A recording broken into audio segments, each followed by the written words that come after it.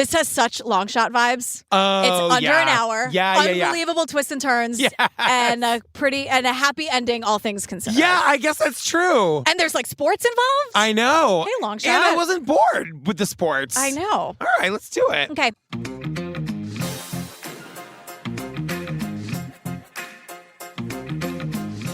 Hi, Jillian Benzavali. Hi, Patrick Hines. Oh, fam, join us over in the Patreon. It's been a minute. No, it hasn't. I say it almost every. I say it every episode. At least. And sometimes just to you in the hallway. Yeah, I was gonna say you know what I mean. Talking about it constantly. Jillian, join me on the Patreon. Yeah, you're stopping people on the street. I know, fam. It's where we do all of our bonus material for $5 a month. You get all of like the 450 ad-free bonus episodes. You get drag bingo. Yep. And then we have ad-free tiers. We've got after parties where we tell you stories or we tell you cases. Yeah, or we just like catch up and chat or like whatever. There's a tier where we send you stuff in the mail. Yeah. I'm telling you, for Pride Month, we're sending Clack fans. It's gonna be fun. The Clack fans are crazy. And then at Christmas, we send an annual calendar, and they're really good. For the year ahead. Yeah, for the year ahead. So we're thinking about you all year round is what we're trying to say. It's patreon.com/truecrimeobsessed, or go to our website, click on the Patreon link. What are we talking about today, girl? We are talking about a documentary called What Happened to Valentino Dixon. Oh, my. It was a popular hangout, but this night, trouble was brewing. They jumped out the car and started shooting. Imagine gunshots being let off on a continuous basis. It's as though it's a Hollywood scene. I'm looking like, wow, what the hell just happened? We found 27 spent shell casings from the machine gun. We went out there and played detective. At 11 o'clock, there's a guy on the phone. He basically said, I want to confess to the murders the other night. I have seen a lot of confessions, but I have never seen what happened in this case. A murderer was finding some sort of salvation in drawing golf courses. That really blew my mind. I was learning more and more about what kind of injustice could have possibly happened. And I'm like, this is horrible. So we're in Buffalo, and the first thing I gotta say is it snows too much there. That's what they say over and over again. So, like, this one man we meet, John Stillen, he's very cool. He's with us throughout. He works at the news station, but he's saying Buffalo gets so much snow that if they get, like, a storm off the lake and you get stranded in your car, people will just come out onto, like, the highway and bring you into their homes. Yeah, they're helping people out. Which is very nice. It's too much snow. It's a lot. Have you ever seen, like, the pictures of, like, Chicago in the winter? Of course. Where people have to abandon their cars on the highway? Yeah. It's too much. I do want to say John works for Erie News Now, and it sounds like a spooky talk show. Unfortunately, it is not that. Yeah, I was like, Erie News Now, John. Oh, Erie. You know what? PA. Erie News Now. I would watch it. Did you watch Erie, Indiana when that show was on? I didn't. Erie, Indiana is a thing that we should do like an after party about or something. What? I feel like Katz. you've talked to me about it before, but I don't know. Did you know Omri Katz was the kid in Hocus Pocus? Yes. And so it was like the TV. It was just about like a town. It was called Erie in Indiana, and it was like spooky things happened there. Oh. It was a very cool show. That makes sense. And I was obsessed with Omri Katz. Well, this is just a regular news station. And eerie things do happen in regular news, but I did do a little bit of a double take. John, Erie News Now? No? Okay. I love it. Okay. But John is from East Buffalo, and he's telling us There's a little bit more crime going on out there. It is not a place that if you're not familiar with, you want to be at night. It's just the facts of it. But there are great people who live on the East Side. Sometimes they just don't have the means to get off the East Side. I lived in the very poor part of my town. There are nice, good people who live in the more difficult part of town that just don't have the means to get out. Yeah. And also, I already am typing Buffalo a lot in my notes, but my muscle memory wants to write Ruffalo as in Mark because I love him. So a lot in my notes, it's like, so it snows a lot in Ruffalo. I'm like, Buffalo. It's a B, You know what? We should get him a town. There should be like Ruffalo, New York, or like Ruffalo, Washington. Let's go. I would go I'll be there. the mayor. I don't. Or he can be the mayor if he wants. Like, Yeah. big Mark Ruffalo fan. So we meet Jihad Sadiq. He's the host of a podcast called The Handcuffs Off Podcast. He's from the East Side, and he had a really good experience growing up there. He said it was a very tight-knit community. Like, everyone looked out for each other. The kids grew up, like, playing in the street together. Like, for him, it was a lovely place to grow up. Yeah, he had a lot of fun memories, and he says there wasn't a lot of violence until what he calls the crack era, which is around, like, 1989, 1990. And that, like, notoriously brought a lot of, like, guns into neighborhoods. Yeah. And it happened on the East Side of Buffalo. Buffalo. So on August 10th, 1991, there is a shooting. And we hear about it from the perspective of a lot of different people. Like Tina, who is a former East Buffalo resident. Yeah, we're going to learn that she's Tina Dixon, and she is Valentino's daughter. Now, we don't know what happened with Valentino yet. All we know is that he goes to prison when she's 6 months old, and she's just like such a sweet soul, and she's just talking about like how difficult it was to grow up without a father. And we're going to learn like the tragedy is that he was wrongfully convicted. Yeah, and we don't know all that yet because it just says Tina, like lower third, former East Buffalo resident. Yeah. And you're kind of like, she must be, wait, how is she connected to this? I only knew it because I had the closed caption turned on because you yell at me when I don't do that. You can do anything you want. It's just a little helpful. It is. But it said Tina Dixon. And I was like, oh, yeah, you know what I mean? We also meet Dan Thompson. He's an attorney. Yes. And he explains, this was a typical weekend night. It was the summer. A lot of people out at the intersection. Everyone was outside Louie's Red Hots. And the thing is, like, not 20 people, but like 100 people. This was like the spot in East Buffalo where you would congregate, like, after going to the bars or whatever. He says, John from the beginning says, you're going out to the bars, you're having parties, you gotta, get the alcohol out of your system. You're gonna go get 4 or 5 hot dogs easily. 4 or 5 hot dogs on the way. He goes, it's a great place to get 4 or 5 hot dogs easily.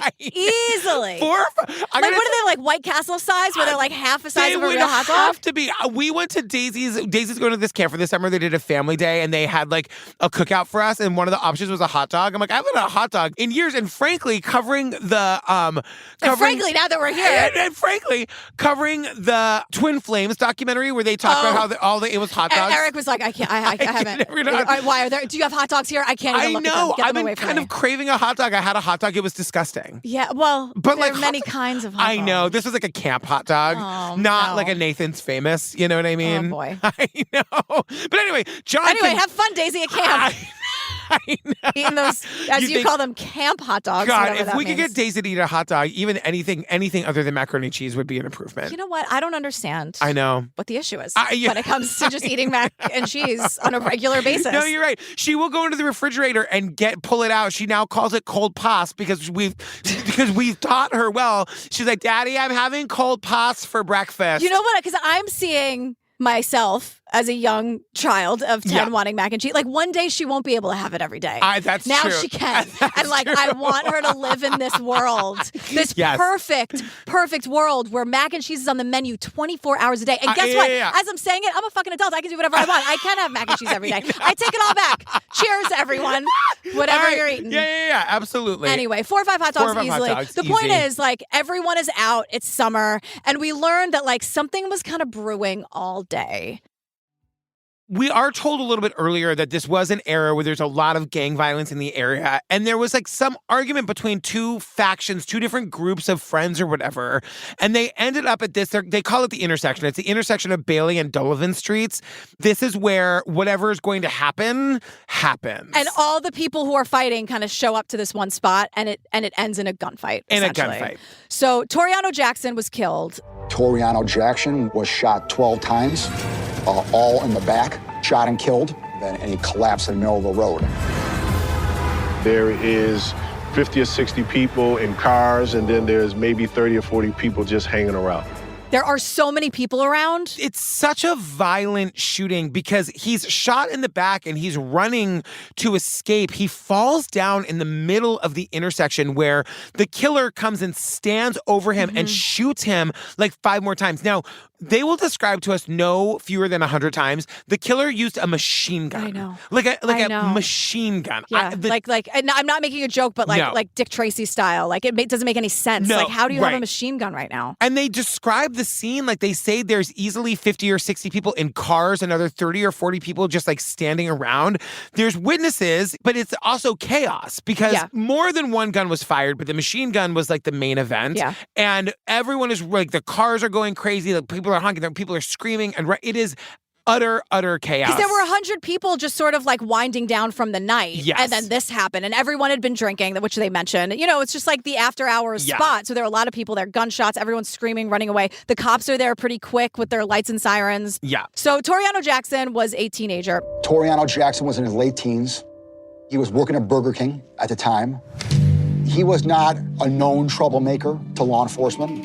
But, you know, he was allegedly hanging around the wrong crowd. On paper, the kid had no record of trouble with the cops. And we'll even learn when we get to the trial for the murder, he had a lot going for him. Like, yes. You know, he was on the basketball team. They call him an up-and-coming, like, basketball star. He was doing well in school. He had a job. It goes to what John and Sadiq were saying earlier, that, like, it's East Buffalo, so, like, there are great people who live in the East Side, which is what Sadiq says. Like, they just don't have the means to get out of the East Side. So a lot of these people we're going to hear about were artists or athletes. Yeah, and the people who didn't want to join a gang and like find trouble, they would really have to double down on the thing that they did. So, like, if you were into sports, you really did sports. If you were really into art, you really did art. There's a performing arts high school there that a lot of these kids go to, which is pretty amazing. We learn about the crime scene, and we learn that there was a revolver recovered at the scene. It had been fired at the scene, but it wasn't the gun that killed Torriano Jackson. It was the gun that injured Torriano's brother, Aaron. Yes. So Torriano was shot and killed by a machine gun, which I can't even believe I just said. A machine gun. And his brother, Aaron, was also shot. The cops get to Aaron, the brother, who's also a witness. They get to him pretty quickly. And we get conflicting accounts of this because the cops say that they show him a photo array, and he says, I'm not really sure, but it looks like it's number 4. But later, we're going to see an interview with Aaron where he's like, I'm sure it's number 4. Yeah, you know, and number 4 is Valentino Dixon. Yes. And this is no shade to anybody here. I'm just saying Aaron is mourning his brother. And he's in shock from having been shot. And he's in shock from his own injuries. And there's a lot, like, I know we have to get the guy, but I just, it's not that far-fetched to me that Aaron might have made a mistake at this moment in time. Yes. And then maybe later felt like he had to double down because he picked a guy and that guy's going to, like, go to prison. And all I'm saying is the facts of the situation, which is, like, he was going through a lot and then said, like, I don't know, I think number 4. And then sometimes you just have to sort of live with your decision moving forward. It just stood out to me that even the cop today was like, he said he wasn't really sure, but it kind of looks like number 4. And then later Aaron himself was like, no, I know it's him. I know it's him. Like, all of that makes sense to me. Yeah, for sure. So let's learn about Valentino Dixon. In his life, Valentino was an up-and-coming drug dealer in the city of Buffalo, and a very successful one. Valentino is a guy where, if anything happened, the police would consider him one of the usual suspects. They call him one of the usual suspects. They would definitely go find him and bring him in for the photo array. Yeah, or at least just talk to him, see what he knew. And so at this time, Valentino actually had a pending charge. He's accused of shooting someone in the foot, and this person was trying to rob him. Yeah. And so they arrest Valentino Dixon right away, because it's sort of like when Aaron IDs him, it's like, of course. Like, oh, finally we got him on something major, right? Yeah, it feels very like, tenuous how to me. Convenient. It's like they got one witness saying it was definitely this guy, even though I'm a little unsure, and they just run and grab him. And, like, we meet his mom here, Barbara, and she says it was actually her birthday that this happened, and her and Valentino's dad were supposed to go see Patti LaBelle. And, like, the night of the shooting, like, just before the shooting, it's a little bit after midnight, she talks to Valentino on the phone, and she's like, get off the streets, go home for the night. Yeah, because it's after midnight, it's technically her birthday, so that night, like, that next night is the big Patti LaBelle celebration. God, to see Patti LaBelle in concert, can you imagine? I know. And so Valentino's mom is like, look, it's midnight, it's officially my birthday, so I'm calling in all my birthday favors and stuff. Like, please just go home. We have tickets, and also I love you, and, like, just... Yeah. And he says, according to Barbara, he said that's where he was headed. Yeah. So John from the news, not the Erie News, just the Erie News, different Erie News. John's not like, the Erie News, just the Erie News. Just the Erie PA News. Yeah. And John's like, wait, Valentino Dixon, the kid from my high school French class? Like, what is going on here? And so this is where we learned that John and Valentino went to high school together, and they went to the Performing Arts High School. They went to the Buffalo Academy for the Visual and Performing Arts. And John's like... And no one had any ill will towards him in school. He was really well liked. When one of your classmates, no matter who it is, a classmate of yours you spent 4 years of your life with as adolescent, is charged for murder. That's crazy. He didn't know about Valentino's life as a drug dealer at the time. So he's like, that is the super cool artsy kid from my French class. Why is he on the news? And he's just saying, like, he's like, I'm not even saying he necessarily didn't do it. It just doesn't sound like the guy that I know. Yeah. But when somebody that you know is charged with, like, a murder, that's wild. Yeah. You know? Yeah. And Valentino Dixon is charged with the murder of Torriano Jackson and the attempted murder of Aaron Jackson, Torriano's brother, and, like, assault and a weapons charge because the weapon was a machine gun. And this is where I just have the note, like, in big, bold red letters, like, Aaron Jackson wasn't even sure it was him when he made the ID. Right. You know what I mean? But the cops are like, well, this tracks. That's what I'm saying. Like, they say like you shouldn't get tunnel vision. They just got tunnel vision. And he had a pending charge anyway, so they arrest him immediately. Because what's infuriating, and maybe I'm telling this out of order and maybe I shouldn't, but like we're gonna learn later, there was a lot of witnesses who saw this, and many of them made sworn statements that it definitely wasn't Valentino. Yeah, remember there were like 100 people there? Yes. Yeah. And those witnesses we're gonna learn were they were given perjury charges by the DA at the time. Like this isn't the guy. It's not the guy. They've got one guy who wasn't sure saying it was him, and now now it's over for him. And Valentino Dixon himself from the very beginning is saying he was innocent. He'll take a polygraph. He's like, here's my clothes. He's offering up everything he can do to prove his innocence. The clothes is important. Very. He had his clothes taken from him that he was arrested in at the time, which were the same clothes that he had been wearing the night before, and police tested those clothes for powder residue. The cops take the clothes he was wearing that night to test for gunpowder residue. Just remember that. Put a pin in that. So there's no real evidence against Valentino Dixon. They have shell casings, but no guns, so you can't match anything. No video, no DNA. And like at first, they only have Aaron Jackson as a witness. Yeah. And remember, Aaron Jackson is traumatized and in mourning. Right. And going through a lot right now. DA John, he's a good guy. I went into this not knowing what was going to happen with DA John. I'm like, he ends up being a good guy. Yeah. But he's saying like we had 3 witnesses saying Valentino Dixon was the shooter. He's like, that's a lot. It's not 1, it's 3. But I'm like, you guys are not going to tell us until the end of this thing, but there is like more than that saying that he wasn't the shooter. Right. You know? Yeah. So the trial happens right away, and Valentino Dixon is convicted pretty easily. Yeah. And sentenced to 33.5 years in prison. They have these witnesses. They have the fact that he's a, quote, known drug dealer, this pending charge. They're using all of that against him because they don't have any actual evidence. No. And this is where they do take some time to tell us about Torriano. And this is where they're just saying like he was a guy on his way. He was a promising young basketball player. He was about to have a poem published. And like, we don't know where, but he was about to have a poem published. He had a lot of prospects in the community. He had a job. He had a lot going for him. Yeah. What happened to Valentino is a tragedy, but we don't really spend much time on Torriano in this episode. I know. I'm glad we did now, though. Yeah. So Tina is Valentino's daughter. Yeah. And when she's 12 years old, she tells us, I just wanted to understand what happened to my dad. So I started researching myself when I was 12. There were so many things that just didn't make sense to me.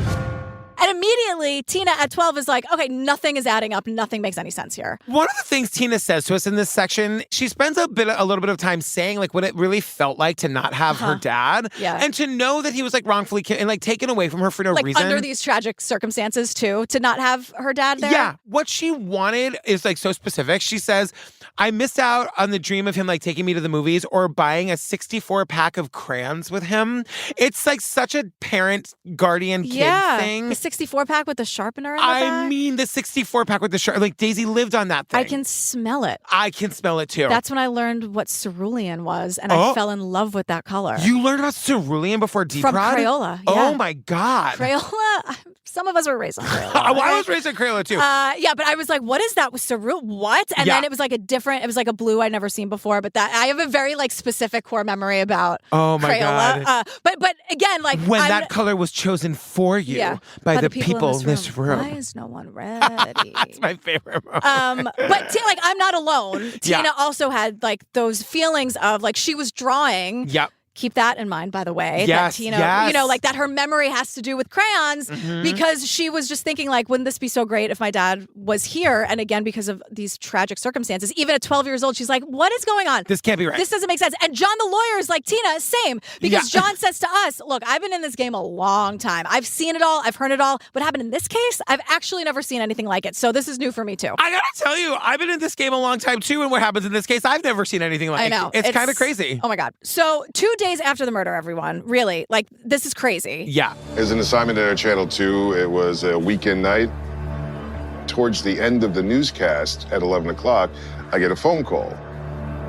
There's a guy on the phone. He basically said, I want to confess to the murder the other night. I'm like, whoa.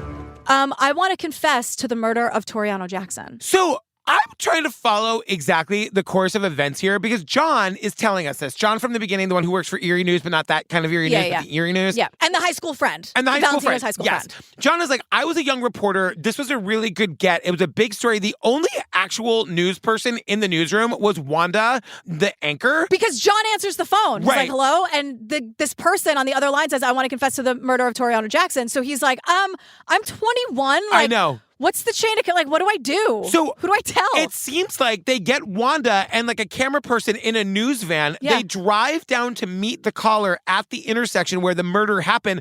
And like Wanda's just there on the street interviewing this guy who's confessing to a murder to the news and not to the cops. Which there's a reason for this. Yes. So his name is Lamar Scott, and we have him on camera. We see this footage of Wanda going down there. And Lamar says, I don't want my friend to take the rap for something I did. And I have in my notes in big letters, what am I watching? What? But it doesn't, it really, he seems very sincere. He doesn't seem like a guy who's been put up to this because he's afraid. No. You know what I mean? Yeah. He seems very sincere. Lamar Scott explains what happened on the news, right? Yes. And Torriano basically is part of the people who were fighting all day. Yes. And Lamar Scott is on the other side of it. And basically, like what people were saying earlier, that's what happened. There were a lot of people fighting all day long. It was a really hot day. People had been drinking. And it all came to a head at this intersection that we're at right now. Now, we get a major reveal here. Major. Because we're seeing Lamar from back in the day when he's acknowledging that he's the killer. Confessing to the news anchor.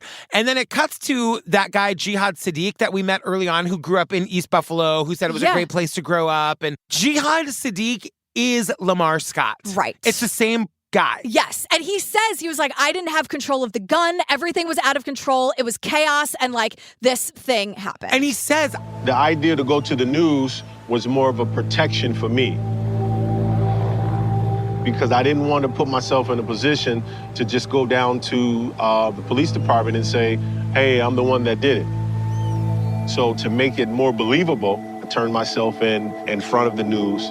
So I went to the news to have a record of my confessing, and it felt safer to do it there than it felt to go to the police. Again, wild and unheard of. And even like Don the attorney is like, no one involved has ever seen anything like this. No. So the cops tell Lamar/Jihad like to get lost. They're like, girl, we already have someone. Get out of here. Because after he goes to the news, he goes to the cops and he gets turned away. Now, this makes sense to me. Because this is such an easier case. Yeah. They have Valentino. Yep. This is easier. Like, please don't complicate things, is what the cops are saying to Jihad. Yeah. So they're also assuming you're just trying to take the fall for Valentino. Like, you probably worked for him. Like, he was doing what he was told. Because he said on the news, I don't want my friend to take the fall for something Jihad, did. Yeah. So the cops are like, whatever. And also, like, can we just, like, we need this case number. Like, can we just close this? Like, we all want to go home. It's 5:00. I mean, this is, we're going to learn that Lamar/Jihad confesses no fewer than 10 times to the authority. He's begging people to take him seriously and as the cops, killer. and also they just want to get Valentino because he did have that pending charge. This is in their minds at this moment. Valentino's a guy to get off the street anyway. Yep. So don't make it complicated. Yep. Now another bombshell. Valentino is here. This is like Ed 8 sitting down in that Web of Death episode. Yes, it gets me every time. It's amazing. And he says, he's like, look. When I was a young man, I wasn't useful to society. This I don't argue. But I'm not a murderer. That's the worst thing somebody can be. But what I'm not a murderer. Yes. So I will take accountability and responsibility for the bad things I did do, but I did not kill Torriano. And Valentino gives us his backstory and his sort of like what it was like to go to prison at 21. He says, it was the most nerve-wracking experience you could possibly have. He's like, and I could feel this when he was saying it. He's like, imagine you're 21 years old, you're sitting in your jail cell. He describes it as a dungeon. He says you're sitting down in this dungeon for Lord knows how long. Just forever. Indefinitely. Like something you didn't do. For something you didn't do. You think no one on the outside cares. No one's working on this. Like you're just there. You're just stuck. You're in this box forever. And you did, in Valentino's mind, everything you could do. I gave them my clothes. Yes. I took a polygraph. I'm screaming I didn't do it. No one's believing me. Yeah. Like, Jihad, his name is Jihad now, so that's what we're calling him, went on the news and said I didn't do it. Like, what more does everyone need? It makes you crazy. But it really does make you crazy. It does. Is like you got this guy admitting to it. You've got this guy saying, I did it. And they're just like, we'd rather go this way. We're going in a different direction. And to be so powerless as to not even, like, how would Jihad make his voice heard? Well, what could he have done differently? I mean, nothing. I mean, he went on the news and he went to the police and they told him to go away. I don't know what else you do. you break into the prison. I don't know. Like, you lock yourself in the prison. But they'd be like, go away. They were just so resistant to it because they really wanted Valentino off the street. It's insane. So he went to prison when Tina, his daughter, was 4 months old. Yeah. And she just talks about this experience, what it's like visiting him as a child. She has this journal from 2002 when she was 11.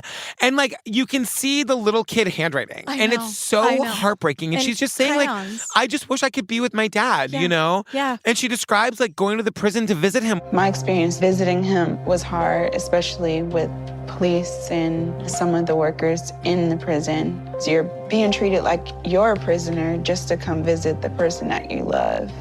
I just know what people have told me that is very, they make it very, very difficult for you. They're rude sometimes, and people that I've spoken to who have done that, they don't make it a pleasant experience for anybody. It's just awful. So Valentino is working on his case in prison. He's working super hard on it. He's motivated to work on his case because he's saying there's so much darkness in prison. Yeah. And he's like, I was seeing people all around me just give up on themselves, and I couldn't do that. Yeah. Yeah. And he's working and working for 7 years. And after 7 years, all of his appeals were denied.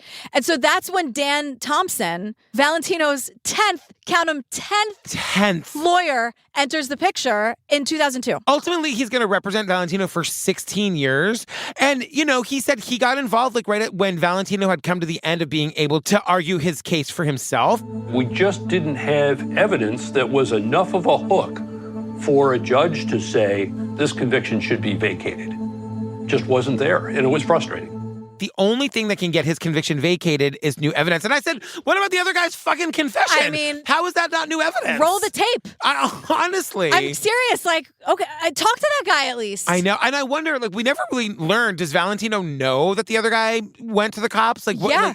Oh, yeah. Didn't they say that? Did they? I don't remember. It's not coming up enough for my taste. It's not coming up enough, yes. You know what I mean? So Valentino is struggling, of course. Yeah. But his uncle says to him, if you can reclaim your talent, you can reclaim your life. And his uncle sends him a pad and some colored pencils. And this is where we learn Valentino's an artist. Mm-hmm. He's been drawing since he's 3-4 years old. His teachers at that performing arts high school saw promise in him. He says his grammar school teacher took a liking to him and believed in his drawing. And that was the teacher that even told him about the art school. Where he met John yes. from Erie, but Erie, not Erie. Yeah, Erie, but not that but kind not of Erie, but a different Erie. But a great Erie, but a different kind of Erie than what I was expecting. But also not Erie, Indiana. It's Erie, Pennsylvania. Right. Hey, John. Hey, John.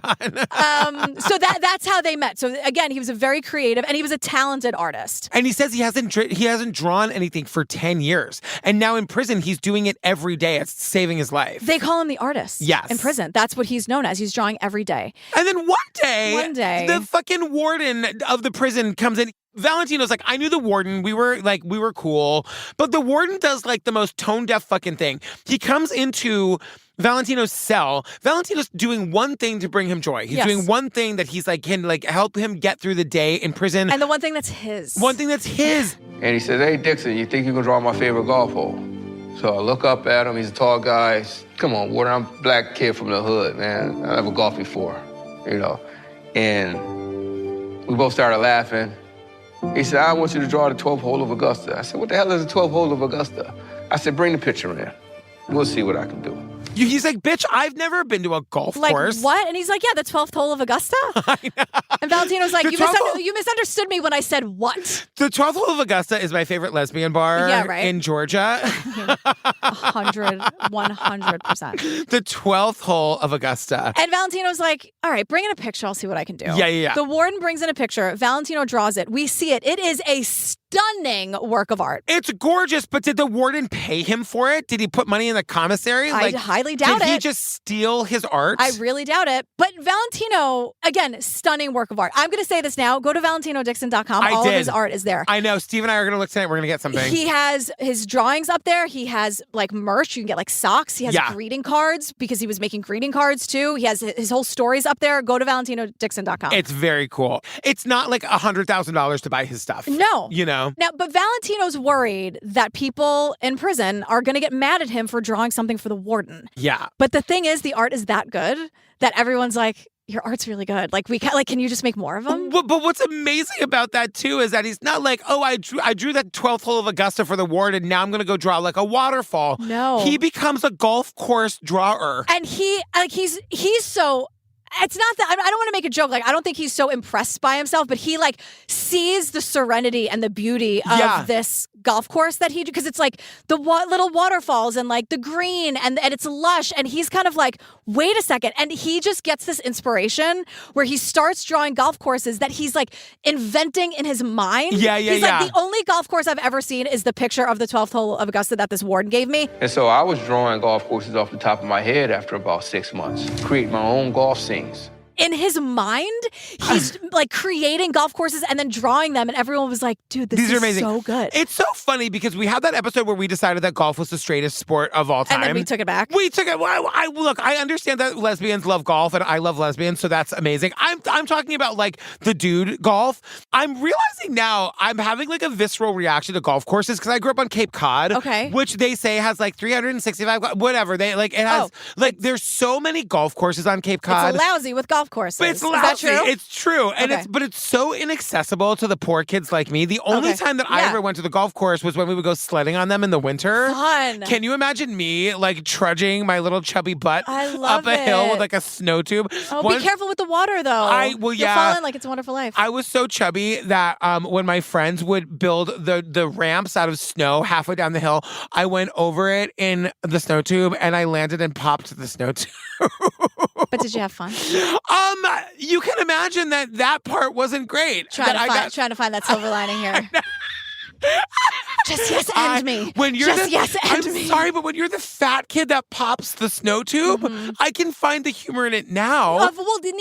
Now. My mom, who was also not a waif, went over one. She went over a jump on a snow tube. Also popped it and broke 2 ribs. Oh no! This is why I think I don't like golf courses. Okay, it's all and another piece of the puzzle falls into place. The look on your face when you learned that my mother, Pam Parker, broke 2 ribs and popped the snow tube. But with ribs, don't you just have to you deal with it? They just settle back. There's nothing you can like do for ribs, right? It was real bad. Like you just gotta deal with it. Now I'm also the chubby kid whose mom's being taken off the golf course in an ambulance. There's a reason they don't let the poor kids go on the golf course. No. This is like we do not know how to act. We found it, everyone. The thing that's going to keep me up at night because I'm sad about it. Today, it changes every day. I know. Sometimes I cycle through like 5 horrible things that happen in the world. This is going to be one of them tonight. I know. The poor chubby kid that popped the snow tube. That's the name of my next book. Oh, God. Anyway, Max Adler is here. Max Adler is the editorial director for Golf Magazine. And Valentino writes him a letter. Also, Valentino's handwriting is gorgeous. Yes. But Valentino says, I'm a prisoner in Attica. And I read your column called Golf Saved My Life. And guess what? It's saving mine too. Also, P.S. I'm innocent. Yes. So, and we hear Valentino reading some of the letter. Yes. And he says, I've never hit a golf ball. I've never set foot on a golf course. Everything I draw is from inside a 6x10 prison cell. After 19 years in Attica, New York Correctional Facility, the look of a golf hole spoke to me. It seemed peaceful. I imagined playing it.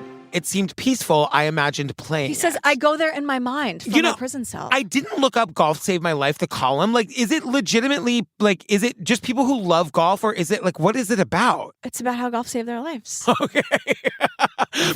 because for Valentino, it makes sense. Like, literally, golf is saving his life. And I'm not taking that away from anybody else. It just, what my point is not to make fun of it. My point is to say that it seems like a wonderfully earnest column in an otherwise very privilegey magazine. Yeah, I think it's probably, you know, like it got my focus back, or which I gotta say, this guy Max Adler, who'd be very easy for me to make fun of as an out of touch rich white guy, he gives a shit. He's pretty awesome, and he seems like it just seems interesting that Golf Digest, and maybe it's my own judgment of what I think about people who play golf or whatever, but it seems like a very interesting and honest and sort of like emotional column to have in a golf magazine. Vulnerable. That was the word I was dancing around. But so Max is like, okay, never gotten a letter like this. Not entirely sure how to take it. He's like, this is amazing because I love golf courses. These so we people have love something golf. in common. They love it. But he's like, but is he really innocent? I know. And then he's like, but this isn't really what Golf Digest does. And I'm like, well, maybe it should, Max. Exactly. Maybe this is all of our calling. But also fair quest. Of like, course. you know what I mean? If he's gonna publish this guy's art and it turns out he actually is a killer. Right. Like that's no good. But it is captivating. So Yeah. Max is like, I'm going to look into this. So Max calls Valentino in prison. Yes. And Valentino is like, I totally hear you. I'm going to have my mom send the entire case file to you, and Yeah. you can read it yourself and see what you think. But I'm being super honest with you, and I'm being vulnerable. I promise I'm telling you the truth. But look for yourself. Well, and honestly, Max, who I'm sure his job is very, he's the editor of the magazine. I'm sure he's got a big job. And he's like, now I've got thousands of pages of case file. It felt really overwhelming to try to piece it together and definitively prove what happened. But then it starts to build, and you realize it was quite likely there was a wrongfully convicted person within Attica. He looks at it for 2 seconds and he's like, I'm in for this. Oh, shit, he's innocent. Yeah. He doesn't need to read the whole case file. Yeah. He just, Because that other guy admitted to the murder. That too. So by July of 2012, Valentino tells his story in Golf Magazine, and it says, Golf saved my life, drawings from prison. Creating golf holes with pencils is how I pass the time. Maybe one day I'll get to play the game I've only imagined. By Valentino Dixon with Max Adler. Yes. So But this then- is fucking insane. I love every second of this. There's a whole other section that's called Is Valentino Innocent? Yes. And Max is like, Valentino couldn't write that part. I had to write that part. But then his white privilege is showing because he says, I knew if it came from me, it shouldn't be too long before this was corrected and he'd be exonerated. Right. And I think what he's trying to say is well, obviously the person in prison is going to tell everyone how innocent they Yeah. are. So he's trying to be like, look, this guy's innocent. Here's why. I read it. I have the facts. But it's maybe it's just the naivety of a person who doesn't work in the system. It doesn't matter if you can prove that he's innocent. That doesn't mean it's going to be over quickly. Of course. You know what I Yeah. mean? But I got to tell you, this is unprecedented. Yes. This is journalism. Well, Thanks, Max. But truly, and I want to give Golf Digest, I want to give them their due and say they went out on a limb here. Mm-hmm. This, I think, is probably pretty out of the comfort zone of what I would imagine their average reader is. Yeah. Or maybe I'm not giving their average reader enough credit. Maybe they are very interested in this. But I thought it was for all of my preconceived notions about how bland and boring a Golf Digest would be, Max really saw the potential to do some good here and did it. And that's fucking cool. And also because, again, he looked at 2 pieces of paper and was like, oh, this guy's innocent. This is a tragedy. This is a tragedy and a travesty. And he's reaching out to me for help and I can do it. Because, I have to do it. How random. There's no other option here. Right. That how random that this prisoner in Attica who's never been golfing ever in his life is now obsessed with painting or pencil drawing golf course. And he's excellent at it. And he's excellent at it. Yeah. The talent maybe the he best. has is unbelievable. That too. They are so colorful. Yep. And they're stunning. Yep. They're really beautiful. And so the stars aligned. Yeah, you kind of can't not pay attention to this. Yeah. Unfortunately, egg on my face because nothing happened. So Max is we're going to save the world. No, Max. No, this is Max, the justice not system. how There's it no works. justice Yeah, here. no. No movement in the case. Lots of attention. Yep. But no movement with any lawyers or new evidence they need or anything that's going to get us Because closer. that's the thing. They need new evidence, right? Yeah. But now we're learning more details of the case. Right. And this is insane to me because Jihad / Lamar, the one who actually is the killer, who confessed 10 times trying to make people hear him. If the jury had heard my testimony, then he would have been acquitted. He wouldn't have went to prison.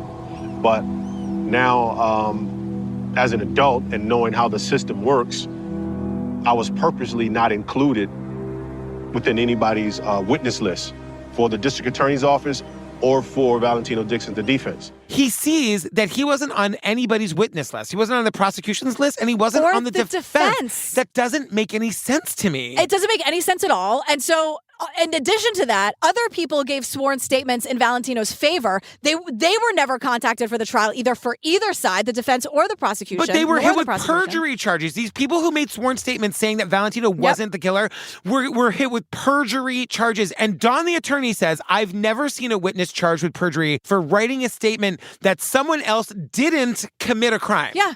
Like, it's unheard of. 3 times 3. Yes. So Valentino's trial lawyer obviously was a fucking mess.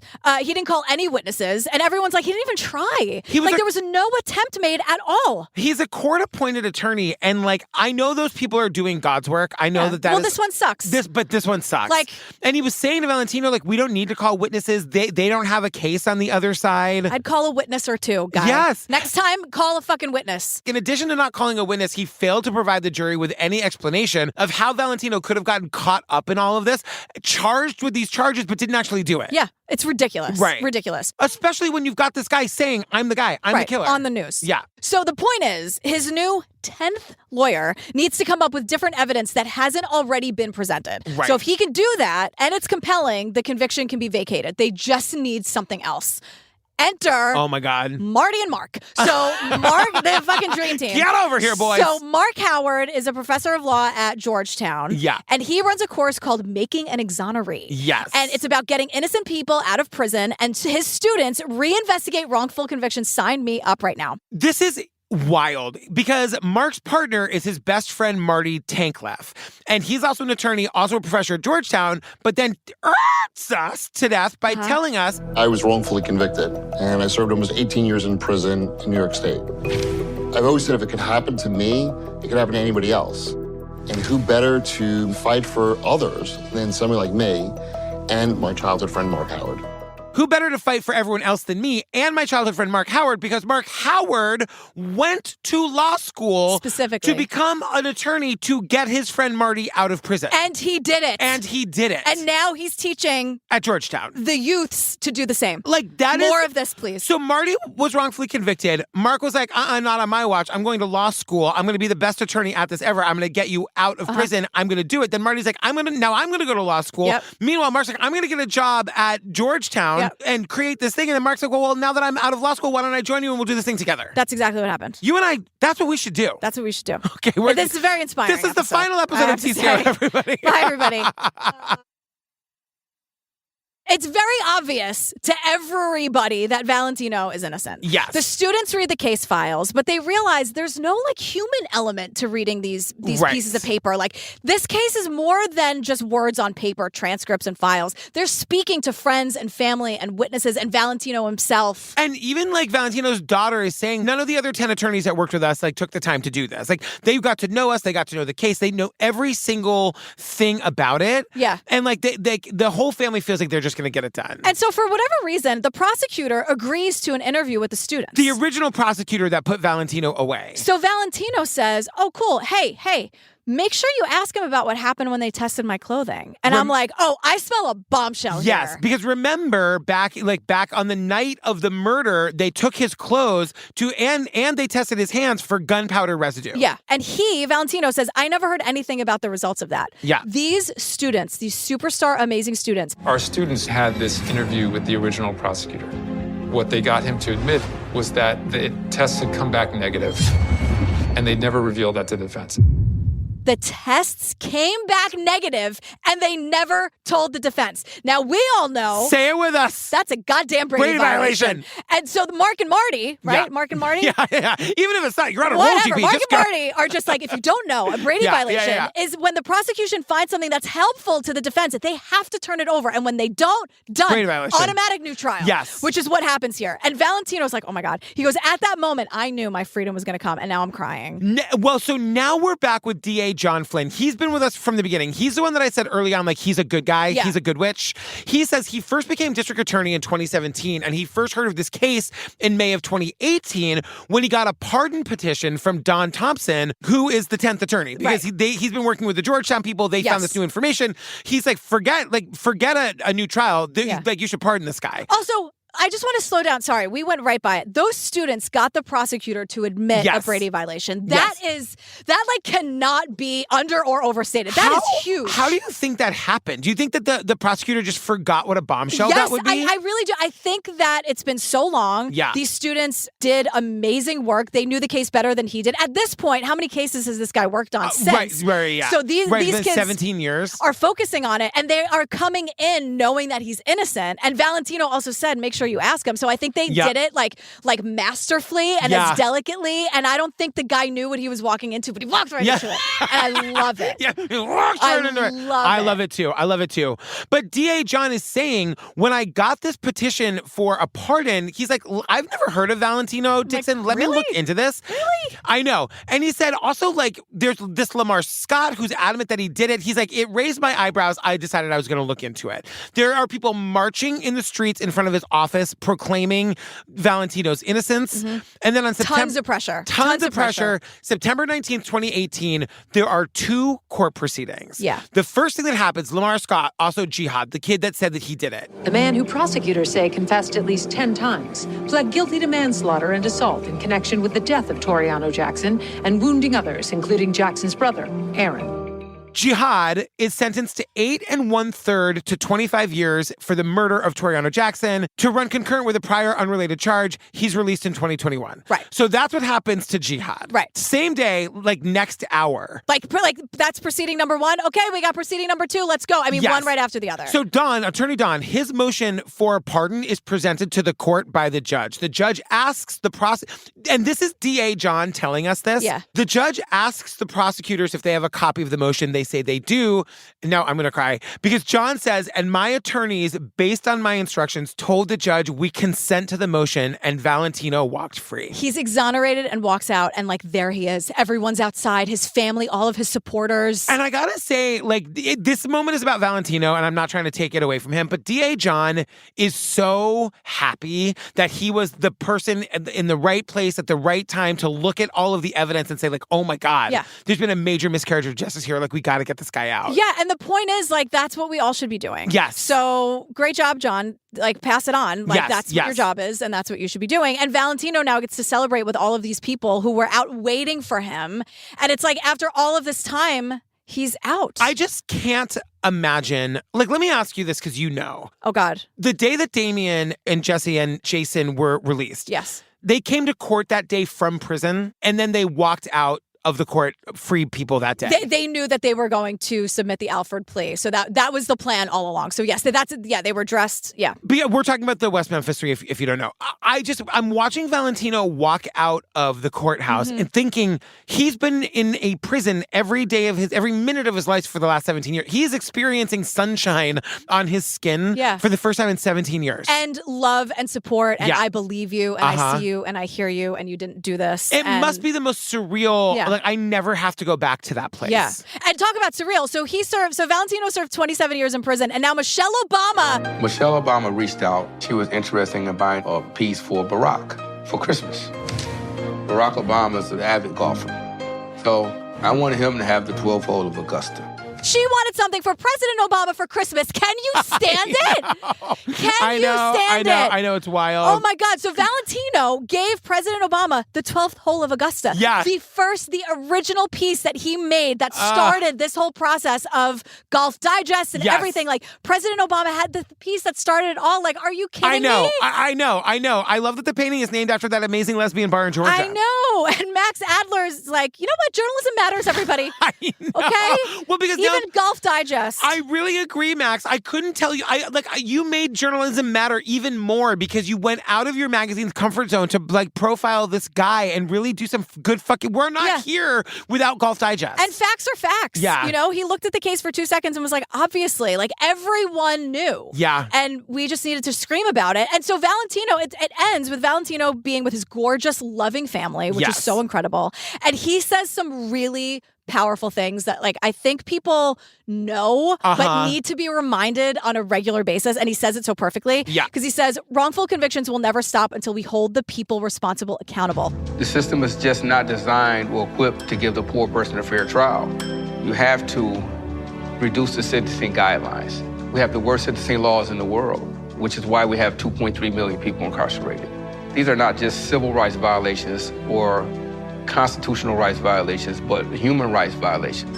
These are not just civil rights violations or constitutional rights violations, but human rights violations. And I'm like standing and screaming, like, just the fact that he is here and talking about it in this way, and that it was like, he went, like his uncle was saying, like, just go back to like who you are, like go back to the artistry. And he like leaned into who he was. Because his experience didn't destroy him. You know what I mean? He still seems like he has so much love to give, and he's got this amazing family around layered. him. Humans are layered, and there's like nuance to us, and he's an artist, and he like did bad shit, and he's the first one to say it. And like, because he was in a town that people were saying it's hard to get out of. It's like all of these circumstances came to be, but this circumstance of his talent and his art and like what was in his soul and his imagination that he hadn't been on a golf course. I'm telling you, go to ValentinoDixon.com. His art is stunning. It really is stunning, and it's like it's expensive, but it's I was thinking because the Obamas, I'm like, it's gonna be $100 million.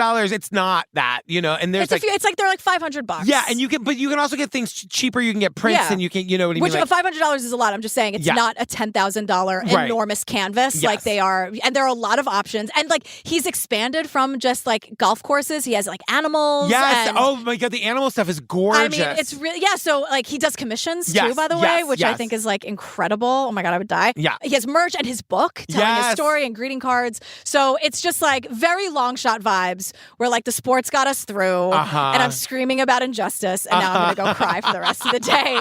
Lots of feelings. We love you, Valentino Dixon. Go to his website. Oh, girl, we did What Happened to Valentino Dixon. Yes. I mean, oh my goodness. Unbelievable. Unbelievable. Fam, join us over in the Patreon. Over 450 full ad-free bonus episodes to download and binge the second you sign up. Oh my God. Also, speaking of signing up, I'm coming around the country and doing about, I think, 12 meetups in 12 cities this summer. In 12 days. No. Can you imagine? I would. But you said it. You had such a rhythm. 12 cities. And I was like, in 12 days? No. No. Jillian is not coming. She's afraid of flying. We're going to try to call her when we can. I'm working on it, everyone. She loves you. It has nothing to do with anything other than that. And I just want, and also my need to go out and like drink with people. Yeah, you love it. You're Tinkerbell. You need applause to survive. Girl die. Yeah. But what we need you to do is RSVP if you can make it. So go to the Facebook group. There's a pinned post in the show notes of all the episodes. It'll be there too. Just let us know you're coming. It's a totally free event. You just pay for your food and drinks. But we're picking the venues based on who is like how many people are coming. So the dates have been picked. We need you to RSVP so we can pick a space that we can accommodate. Yeah, so that it'll be great. Yeah, so then it'll be so great. And whenever we call you, everybody gets so excited. You always call me in the middle of my moisturizing routine. No, but I'm happy to do. I'm just saying, don't expect much on the FaceTime, everyone. She always says that, and then she looks like Emile Bazell. You're gonna have like the bangs up and moisturizer lathered. Deal with it. What are we doing next? Oh, God, girl. All right, this is on HBO Max. Oh. I'm going to say a couple words. Okay. Gwyneth versus Terry, the ski crash trial. We're doing that one? We're doing it. Do we focus for 59 minutes on her whispering in his ear on the way out? A little bit. 52 minutes. It's a lot. It's a whole fucking thing. I can't believe we're doing this. Gwyneth versus Terry, the ski crash trial. Yes. It's on HBO. It's like an hour and 15. Oh, man. I learned a lot. I bet you did. I didn't know anything about it. Oh, I remember following it. Everybody else was following the Johnny Depp Amber Heard thing at the time, and I was kind of into this. Was this happening at the same time? I think it's like around the same time. I was into it. It is Gwyneth. Oh my God. It is. It is a film that we'll be discussing. It is wild. Yes. Okay. All right, fam. Stay tuned for the trailer for that. Our funny and hilarious outtakes, I guess. Yeah, I guess. All right. All right. We love you. Bye. Terry Sanderson was suing actress Gwyneth Paltrow for over $300,000 in damages from a ski collision. Cognitive issues, physical issues, emotional issues. He seemed very, very sure that what he was saying was the truth. She did not cause this accident. Terry Sanderson ran into her. This was a good example of a he said, she said. For Paltrow, her reputation, there was a lot at stake here. There are people who love to hate her. Terry Sanderson was looking to be famous and was looking to chase a celebrity. He didn't know who it was. Who was at fault? I think it's more likely than not that he hit her. Essentially, the only two people in this world who know the truth are Gwyneth Paltrow and Terry Sanderson. I'm here to prove that truth. I did not cause the accident.